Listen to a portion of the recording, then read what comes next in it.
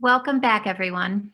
Before moving on to our main event, I'd like to take another opportunity to thank our sponsors: Growing Kids, Community Foundation of Elkhart County, PNC Bank, WNIT PBS Kids, Key Bank, and Robert Weed.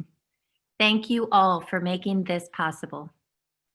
Our keynote speaker today, Annie Wood Bell, has a knack for framing her presentations utilizing the lens of a clinical social worker.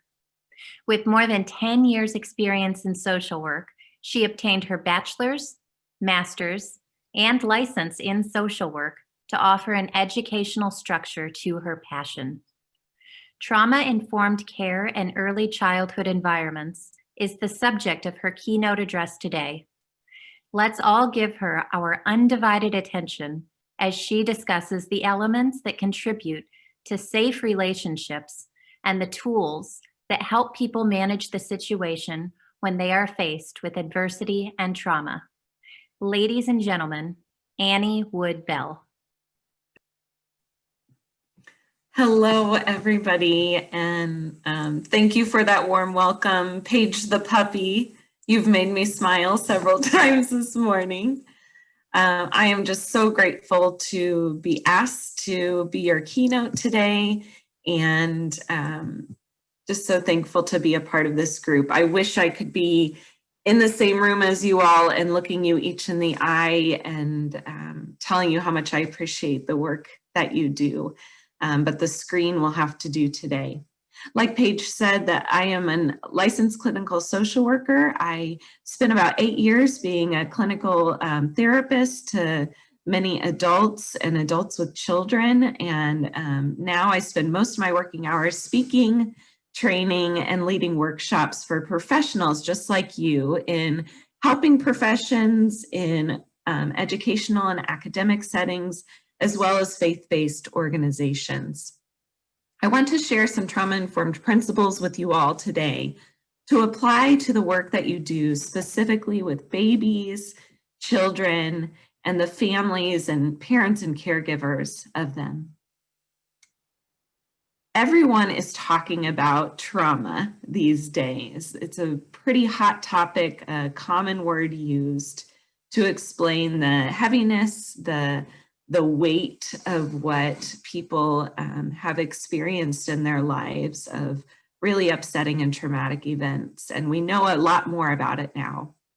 A lot of times we spend time on the data piece of trauma, on clarifying what exactly it is, how prevalent it is in our communities, and then how it impacts our bodies and our mental and physical health. And I will focus a little bit on that part today, but most of what I have to share with you is ways that you can engage in strategies that promote safety, calm, connection, and healing in relationship with the littlest ones, the most vulnerable babies and children in our communities, as well as their parents and caregivers in their lives. I hope you each walk away today with at least one strategy or tool that you can take to your workplaces, even into your homes and into maybe your faith settings or places where you volunteer, that you can apply to what you do to impact your communities for the good, to promote healing and recovery from trauma. So this first part I like to refer to as the UGG of trauma. I don't know about you all, but in the last 8 months or so, many of my text messages or Facebook comments back to people have been ugh, because of the weight of this pandemic and how it's impacted our bodies, how it's impacted the way we think, how it's impacted our relationships and closeness or distance from one another. So I'm going to talk about trauma kind of with that weightiness, the ugh of it. We know that by the time people reach adulthood, approximately 2 out of 3 of them, so by the time they reach 18 years old, approximately 2 out of 3 of them have experienced some type of adversity in their lives, and often that adversity has been experienced as trauma. As people have more adversity across childhood, the risk of developing disease and negative health behaviors that lead to early death increases significantly. And that increase happens particularly for those people who do not have protective resources, quality health care, and knowledge of or the opportunity to practice the healthy habits that help protect them from developing illness or disease. If we focus and hone in on that kind of 0 to 4 or 5-year-old age range, we know that about a quarter, 1 out of 4 children in the United States will witness or experience a traumatic event before they turn 4.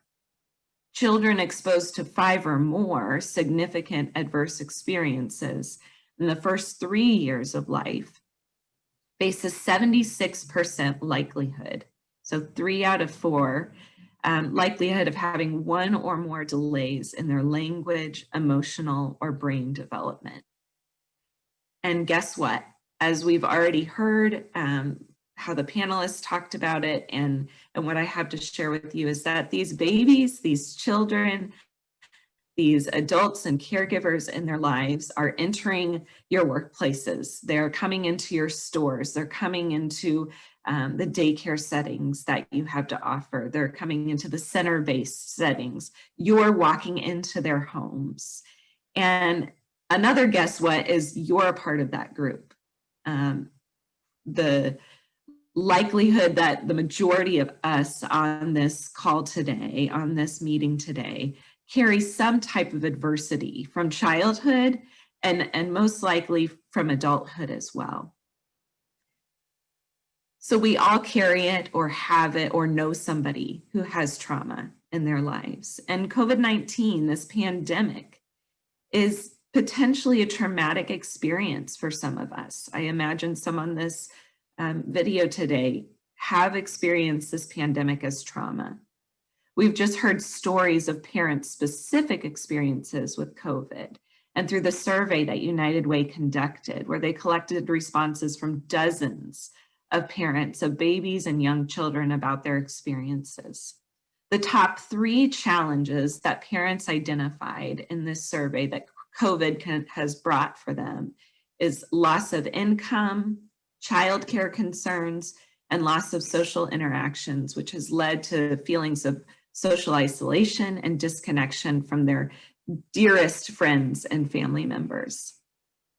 And yet, amidst all of that challenge, we also saw responses where people are resilient, where we found ways to be hopeful, to look on the bright side, to accept these changes, to actually acknowledge that even though there's been pain and discomfort and disconnection, part of that is a result of us wanting to keep one another safe, of trying to protect one another, to literally survive this pandemic. What we understand about trauma is that it literally takes a part of people's lives away from them if it's untreated, undiagnosed, uncared for, if it's not talked about, if it's kept silent, or we judge it, or we keep secret about it. That it really interferes with growth, development, connection, and relationships and learning. And so I hope today that you can learn some strategies to add to your toolkit of what you're already doing so well, to maybe give these families, these babies, these little kids that we work with and their loved ones a little bit of their life back. I'm a parent of 2 young girls, and I have tried to be active in the school systems they're a part of and where they attend. I desire a strong collaboration between communities and the childcare and educational settings that exist in them. So I want to share a story about how trauma-informed environments can impact families so heavily in a good way. When my oldest was in early elementary, my husband and I spent a lot of time being thorough in the school system we chose to place her in.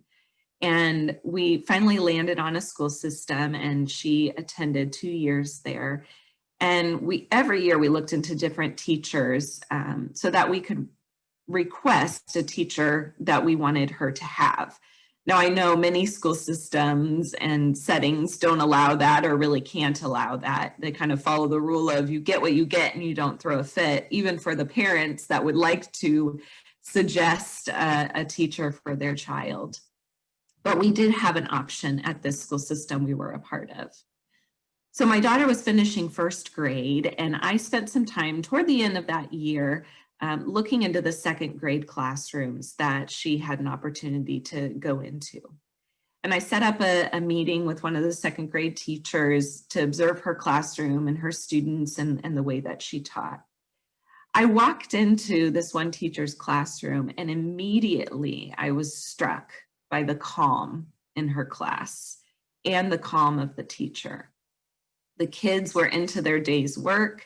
They were in the places they needed to be, reading in the reading section of the room, working with manipulatives at a desk or a table, finishing a worksheet that they had to do. As I kind of took it all in, this sense of calm, I also noticed music being played. The teacher also had this calming, gentle, and supportive presence. When we were talking, the children, like first or second graders do, were coming up to her asking questions, but it all happened in this quiet, gentle way where she would respond to them kindly and they would get back to their work. I asked her what her philosophy of teaching was. And she said she used to do things like clip charts and behavior-based tracking to try to get her kids to follow the rules and be well-behaved. She said she realized she was so frustrated much of the time doing these types of structural application in her classroom. And she finally realized that instead of trying to change the students, she had to change herself. She had to think about what she wanted to be like. She wanted to feel calm and work in a soothing environment.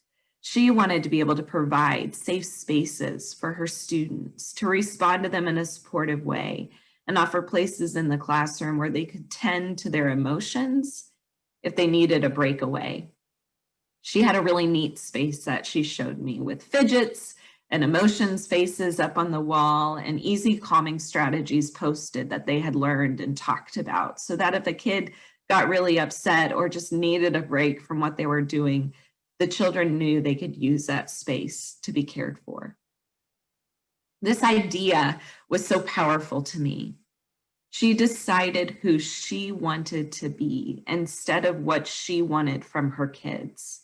She had to change herself first. I don't know whether or not she realized this, but she was actively using some core tenets of trauma-informed care.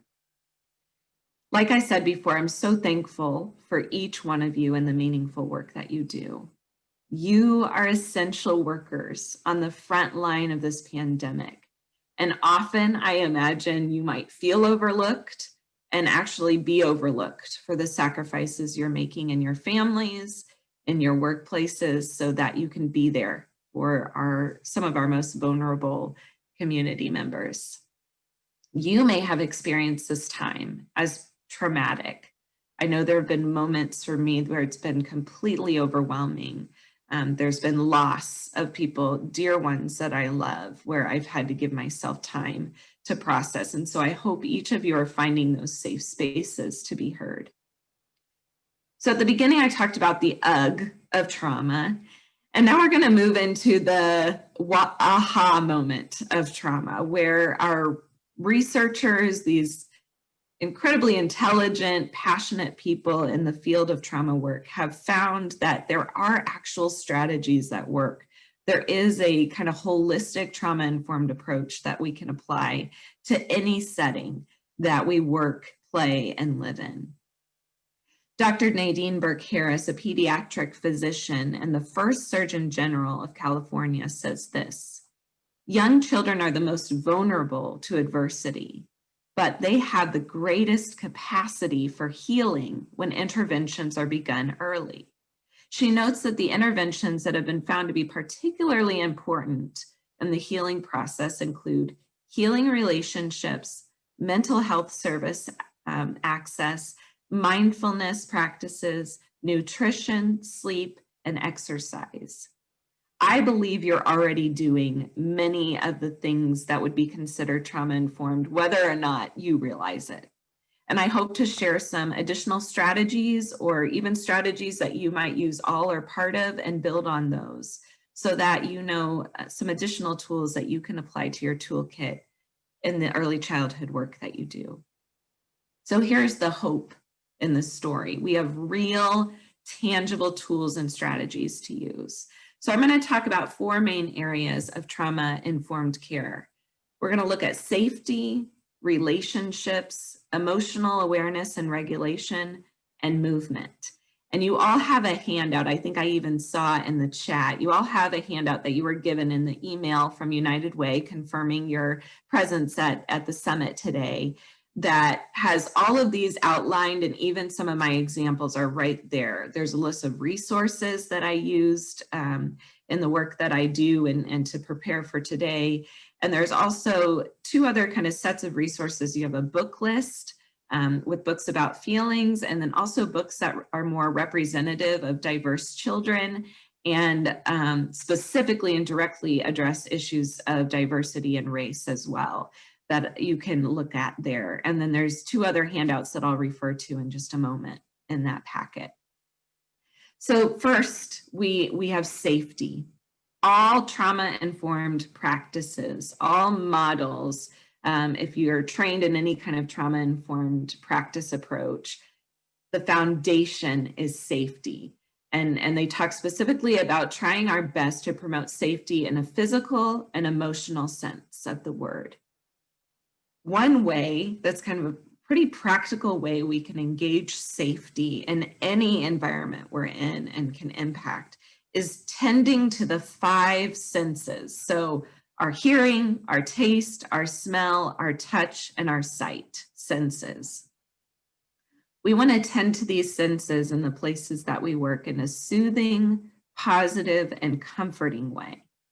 So think about that classroom that I entered into, that 2nd grade classroom, and I was kind of scoping things out, and I slowly heard and felt and saw different things that tended to my senses. How might you do that in the environments that you work in? So think about what is seen, heard, tasted, smelled, and felt in the settings you work in. If you're in a daycare or a center-based setting, you have a bit more control over what your classroom might look like, or what your office might look like, or what the welcome area looks like. But sometimes we don't pay attention to even like the doors people walk into. We spend a lot of time on our classrooms, but we don't necessarily spruce up even the entryway. How might you do that? So the minute people hit your door, they know they're welcome there. They know where to go. They know what buttons to push to get in, right? I've brought my kids to daycare centers before, and some are more welcoming than others. Think about that, tending to the sense of taste. That's a unique one. But in a center-based setting, when parents are dropping their kids off, is there a bowl of mints that could be offered to any parent or any caregiver that's dropping a child off that day? Do they know they can grab a mint or they can grab a lollipop? Not for the kid even, just for the adults, okay? If you go into homes, I was a home-based worker for a year, several years ago, and I brought a bag every time, and I brought a mat that I could lay on the floor, and I worked with babies and 0 to 3-year-olds. And so they knew when Annie came, Annie would provide a space we could sit on. I had a mat I could lay on the floor, so whether there was dog pee on the floor or the carpet hadn't been vacuumed for months, we had a safe space to sit. We had fun toys to play with. I always brought snacks, and if possible, I would try to bring something for the parents if I knew that they needed something to eat. So how might you tend to the senses of the people that you work with, and those little ones especially? The second key trauma-informed tenet is relationships. What we know in the research of trauma work is that healing, supportive, safe relationships is the strongest healing resource in trauma work with people. That if we have that, we're on our way to doing so much better in our lives and engage in recovery from whatever the trauma we've experienced is. So you can be that supportive, gentle, and welcoming presence, children and families. You probably already are. I heard that in the panelists, right? That you want to connect right away, that you care about the panelist that works, I believe, at Meyer, right? He He talked about wanting to be a safe space where people can call in and say, I can't come in yet. And instead of him saying, well, this is the third time and I don't know if we can keep you hired here, we're in a pandemic. He has some understanding of what's going on and wants to be a safe space where he can join and collaborate with those people. How are you doing that? A motto that I kind of wrote out that I tend to kind of live with, but I wrote out for this presentation is, if nothing gets done today other than connecting with the parents and children in a meaningful way, that will be enough. I know as teachers and caregivers, and especially in center-based settings where you have certain standards you have to live up to, there's agendas and there's protocol and there's things you have to get done. But what if even one day a week, the main focus was just connection? So whether or not you talked about colors, numbers, shapes, did a puzzle, read a book, sang a song, even though those things do help us connect, that you find ways that just work with whoever you're with to connect with them. What are some ways you can do that? So in your handout packet, I actually provide you, it's more a center daycare-based tool. However, I would encourage all of you to look at these tools because you could adjust them or adapt them or do them a bit differently depending on your setting. But I have two different communication sheets that you can use with the caregivers of the children and babies that you work with. One is just a half sheet, so I doubled it up, where it's kind of a daily communication sheet, or however often you interact with them, where you're checking in on how did the morning go? Is there anything I need to know about what happened today that might help me soothe your child better today or be there for them or kind of know what to expect? And then how are you as the parent feeling today? And I have some feelings, faces, options. And then how do you think your child or baby is feeling today? You guys can adapt this however you want to check in on what is their kind of mood, their state of being coming in to a session with you, to an interaction. How might you check in? Have a real consistent way you check in every day. And then there's a one-pager, which is more checking in on kind of assessment of services, as well as are there any concerns the parent or caregiver has that they want to talk with the daycare provider about. Again, you can adjust it to your setting. So if you're home-based, is there anything they want to talk with the home visitor about? If you're a business person, do you have a way that your employees give you feedback about how things are run and any concerns they have that they want to talk with you about on a consistent basis, not in the yearly annual reviews, but quarterly or even monthly, where you're saying, hey, if there's any problem that you're having or any concern you have, let's talk about it. And then at the very end, there's a list of resources that families might need to have referrals for. So you might not be able to provide that resource, but could you refer a family to a local mental health center? Or could you refer them to some different physicians in the area that you're familiar with? And developing referral lists for them. So that's one way you can stay in contact with parents, even if your primary work is with the little ones. And then connecting in the classroom setting, right? Or in the home setting, or even, I know Mona said there's some people who work with CASA. If you're going into courtrooms, right? Or maybe meeting families in library settings, how might you connect with them? And so I know many of you probably have heard of Conscious Discipline, which was developed by Becky Bailey. It's one of my favorite go-to tools when I'm working with professionals in the early childhood field. But they have one strategy in Conscious Discipline called I Love You Rituals that I have just held on to as a parent, as a caregiver for other little ones. And I Love You Rituals is actually a book you can get written by Becky Bailey. But there's 4 components of it that no matter whether you use the official I Love You Rituals or you create your own, there's 4 components that are really key in building connecting supportive relationships. They are presence, so being fully present, right? Not on your phone, not trying to, teach a lesson and connect, not trying to manage snack time and connect, but your full presence being given, in this case, to a little one. Eye contact. And again, we know babies and little ones, if you work with them, right, they look away and they don't want to look at you, and that's okay. We respect whatever level of eye contact they can handle. Touch. And we're not talking about tickly touch or touch that puts babies or little ones on edge and tighten up. We're actually talking about touch that is a little bit firmer and soothing, that's comforting, but still fun. And then being playful and having fun in a moment. So the book, I Love You Rituals, has songs and poems and little finger plays you can do with little ones. But no matter what you do, last night with my 13-year-old, it was doing Taekwondo. And we're on virtual now. And so the touch that we did was in Taekwondo, but we made eye contact, we laughed, she practiced her moves on me. I'm not in Taekwondo, but I was her partner so that she could practice. And so we can be creative with how we do these I love you rituals, but engaging our full presence, engaging eye contact, touch, and fun are really crucial in those moments of connection. So we have safety with our 5 senses, we have relationships that are supportive and safe, and then we have emotional awareness and regulation skills. It is so important to normalize, encourage, and find safe outlets for feelings.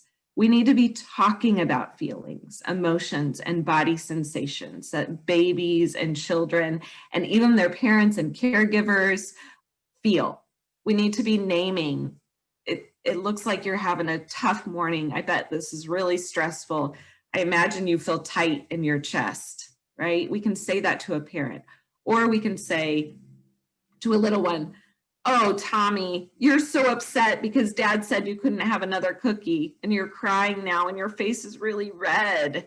And we model it, right? We show it on our faces and we name the upset or the pain or the hurt or the sadness. And then we say, we offer a strategy to calm it down. Could we go play with this toy though? Could we take some deep breaths? Can you tell dad how upset you are, right? We give them some strategies, some tools, right?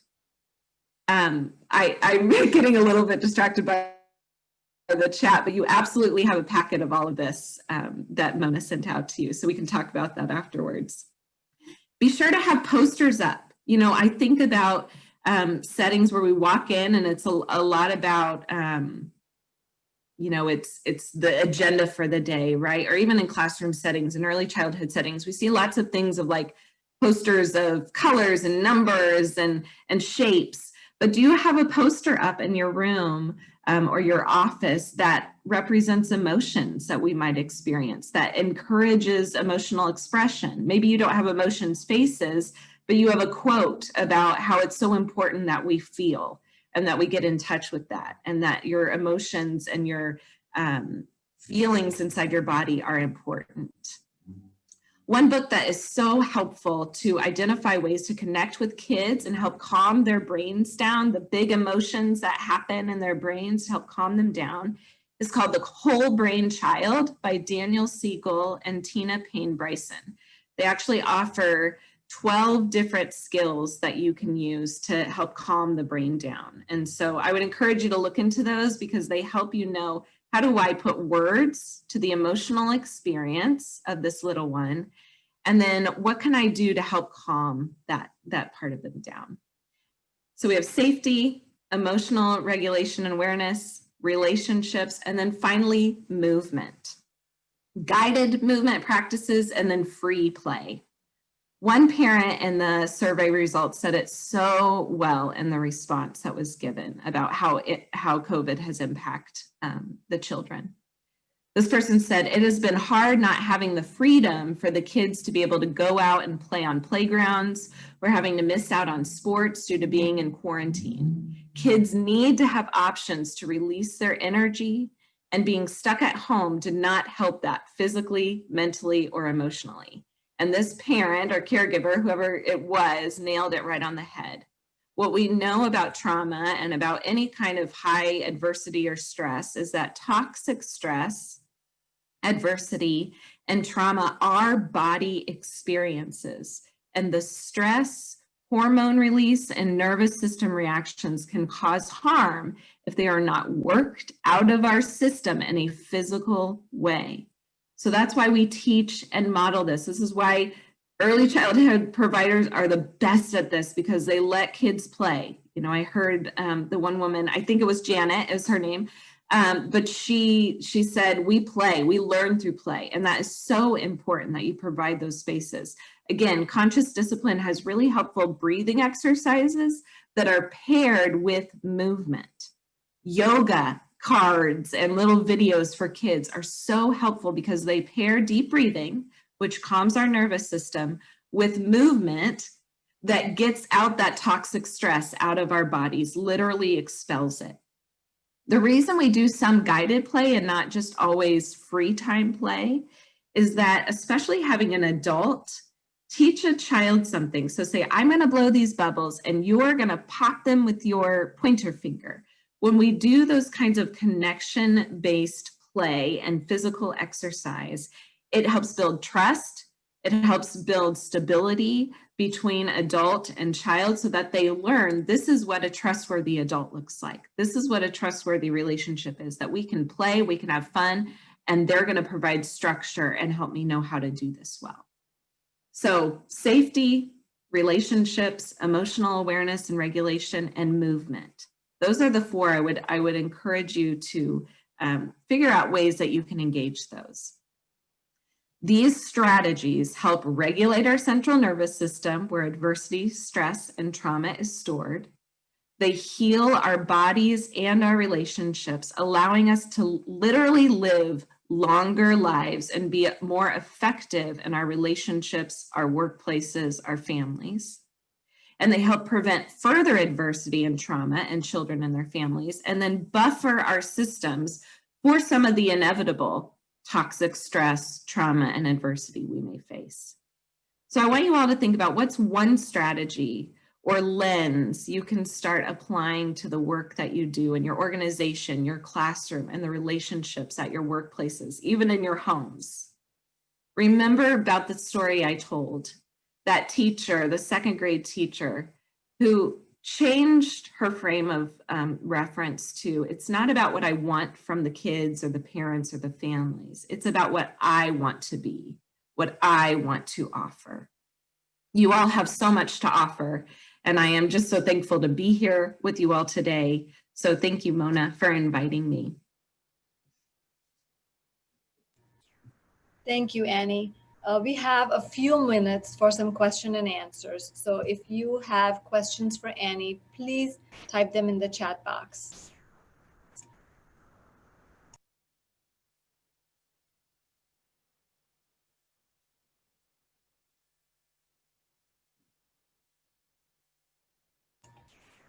Binti says that was great information. Thanks, Annie. Thank you. Yes. And we will forward an email, or we will forward the link to Annie's handouts that she referred to. You will get an email which will have a link to a survey, a link to our advocacy, and some other details from this summit today. So be on the lookout for that. We'll wait for a few more seconds. If you have any questions for Annie, please type them in the chat.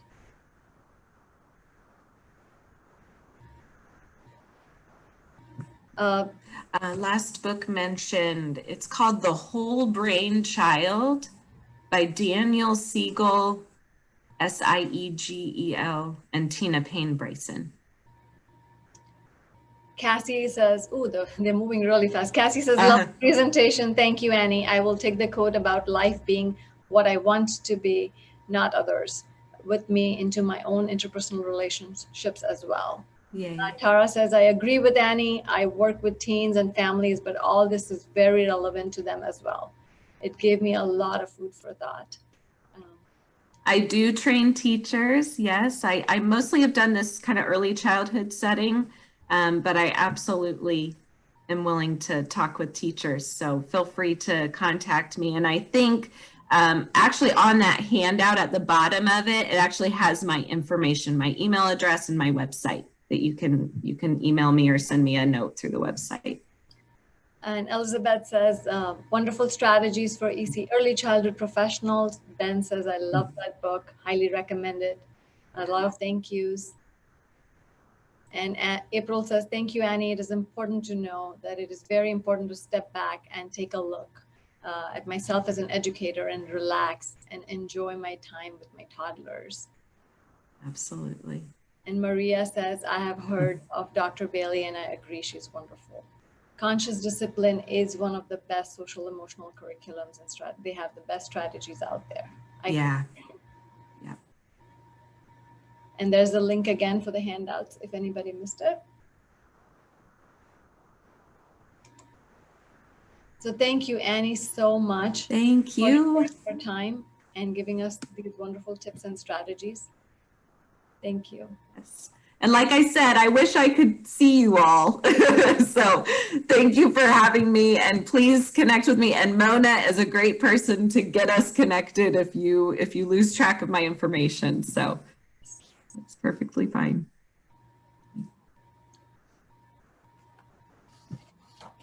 And now we have a little reveal from Erin. Are you ready? I'm ready. Can you hear me? Yes. All right. So I know some of you have been curious why Ashley is dressed up as Paige the puppy. So we're going to tell you a little bit more about why she is in her getup today. As many of you guys already know, there is a really great need in our community for children to be better prepared for kindergarten. And while we have some really wonderful, high quality early childhood programs that are doing this hard work every day, we know that it's not enough and that there's many children who aren't able to access these programs and who are falling through the cracks.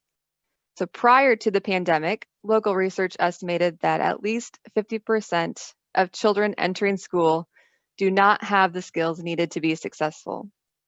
We know that this need is only going to grow as families are facing increased challenges during these times. So we went to work. We started addressing this issue last year. We gathered the local early childhood experts together. We then surveyed the pre-kindergarten teachers and the kindergarten teachers to find out what are the most important skills that children need to be ready to enter school and ready for learning and kindergarten. We shortlisted them and came up with the 10 most important skills that the teachers responded to. And we embedded them into a series of books, Paige the Puppy. And there are a set of 4 books. These books are in English, and they also have the Spanish translation in them to meet the diverse needs of our community.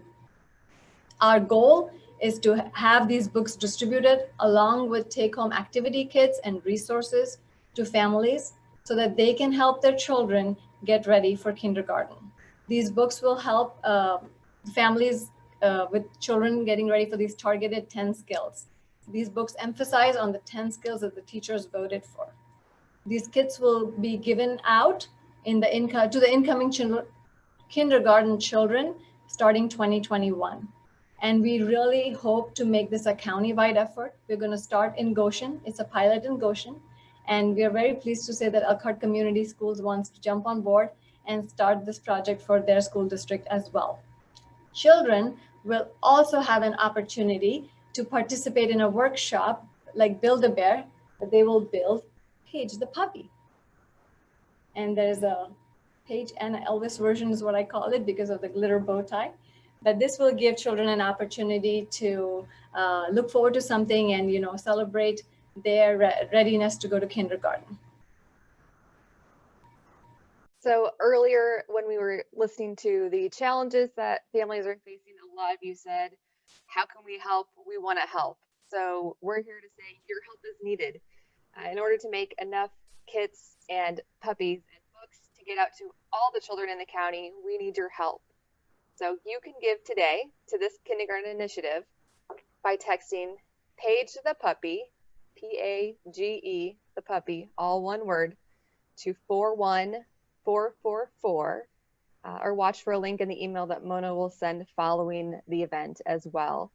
Your donations are greatly appreciated, and they will go a long way to ensuring that all our children are set up for success and that our families have the tools they need as well to be successful for their families. And I'll turn it back over to Paige. Oh, and just one word before we go to Paige. So my takeaway today was 3 things.